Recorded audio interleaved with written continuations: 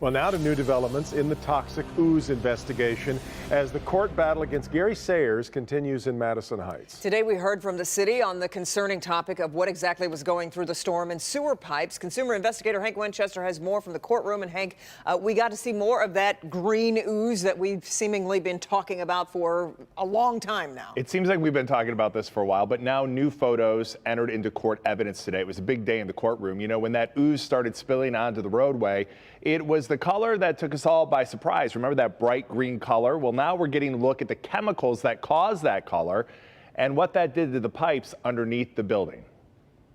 You're looking at the earth underneath the pipe. So the pipe is gone? The pipe is gone. We're now getting an inside look inside the sanitary sewer pipes covered in what appears to be green chemicals eroding the sides.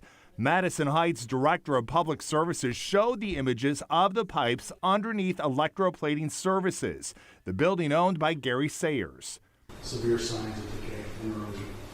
He says the pipes lead to a treatment facility in Detroit, and then the water runs into the Detroit River.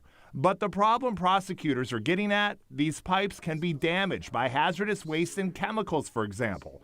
And if that can happen, things can seep into storm sewers and drains. Essentially, they all lead to the Red Run drain, Okay. Clinton River, and Lake St. Clair.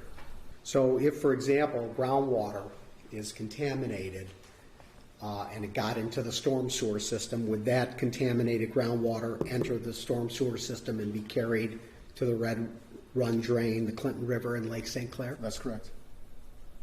Another interesting part of the trial today, the city's code enforcement officer taking the stand, saying that she spent years giving Gary Sayers verbal warnings. He would comply, then a short time later, she had the same problem. Well, official written citations were never handed over to Sayers until 2015, and by then, as we all know now, things were out of control.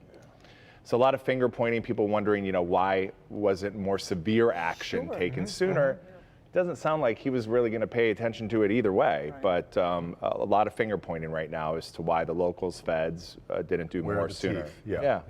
All right. Thanks, Hank. And Hank will actually have the latest on the toxic ooze investigation in Madison Heights this Sunday at 8 during our Defending the Environment special. You can also catch up on Defender Karen Drew's investigative work on the contamination concerns along the Detroit River.